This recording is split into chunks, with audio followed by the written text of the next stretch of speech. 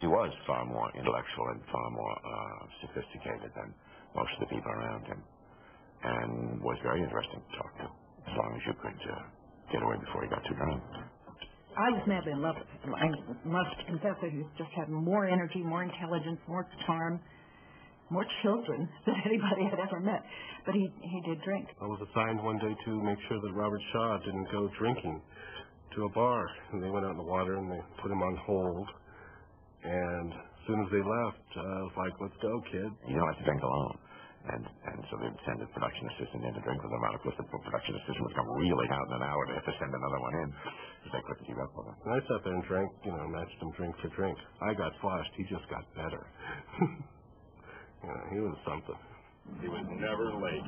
He was always standing in the darkness on that beach, 4 o'clock, waiting for me. And we'd go as slow as we could back to his makeup stand and have a little wild turkey, which is an American bourbon that he liked in the morning. And we'd have a couple of little sips on the way. When he got to the makeup man, his makeup man was mixing martinis. 4:45 in the morning. He tried it, made it himself. Pretty good stuff. When you saw the real Robert Shaw, he was absolutely a gorgeous man. And when you saw Quint, he just became this person. He brought a character to life that had not the kind of energy that he brought. The whole thing about shark's eyes. Y'all know me, all those incredible moments of his work. $10,000 for me by myself. For that you get the head, the tail, the whole damn thing. There was a fellow named Craig Kingsbury, an old fisherman on the island, who was a local character, very colorful guy, a great turn of phrase. Stephen said, I want Robert Shaw to spend every moment that he can with Craig Kingsbury. That's what I was hired for, and Robert was there and met him and introduced myself. Then the young lady came in, to take a test and told me to be really rough. And she laughed like hell and says, this is the one. He's about the rottenest one so far.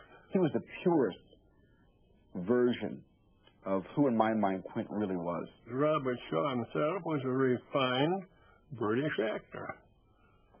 And very cultured. And then he was in there trying to be a roughneck. Jesus H. Christ.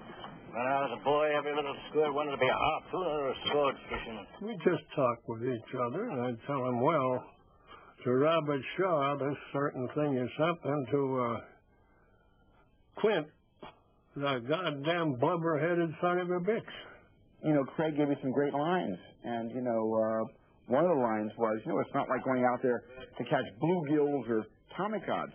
That's Craig's line. Not like going down the pond chasing bluegills or tommycods. Fish shark, swallow you whole. Craig plays a part in the film. When we get them silly bastards down in that rock pile, there'll be some fun. They'll wish their fathers had never met their mothers when they start taking their bottoms out and slamming into them rocks, boys. Then the shark kills him. And that's his head that rolls down. But I've always tried to figure how you could figure that out, that shark spit the head back in the boat. Yeah. Well, that's what. The head was stuck in the boat. Now, that's a real neat shark. He didn't want to clutter up the ocean. I wonder where he spit the feet and the gizzards and stuff. Craig Kingsbury's dialogue, Robert Shaw's persona, fused to make this sinister yet sensitive and intelligent shark hunter. Who put that to you, that's Indianapolis? One of the spectacular acting moments in the movie is Quint describing being torpedoed in the Pacific during World War II aboard the USS Indianapolis. You on the Indianapolis? What happened?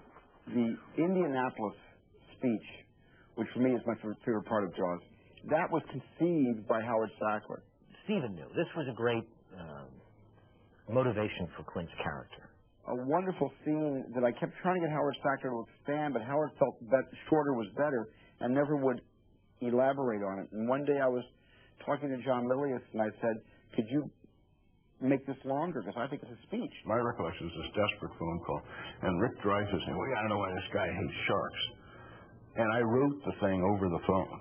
Everyone took a crack at this thing. I think ultimately it was basically Stephen and John. We had probably 10 different drafts of that material, including John Milius's.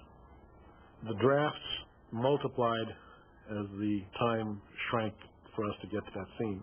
We had just finished dinner. Robert Shaw joined us afterwards, and he had some paper in his pocket. He said, "I think I got a version of that speech that'll work." Shaw rewrote Milius, who had rewritten Sackler. And Robert Shaw read the Indianapolis speech that he had prepared. And it was, in fact, the speech that's in the film. It was a showstopper. It was a showstopper for Robert and everyone else. It's just, the lines, it could be done any number of ways, but the way he does it. You know the thing about a shark is that lifeless eyes, black eyes, like a doll's eyes. And during that scene, it all melted. They all got together. Because the scene was designed for them to be friendly. And he let up on Dreyfuss, and Dreyfuss melted him. And they were friends then, from then on. You gonna drink? Drink to your leg? I'll drink to your leg. Okay, so we drink to her leg. Makes not only that scene, but I think the movie, because it's the three-cornered relationship of the men that makes it a human story as well as a monster story.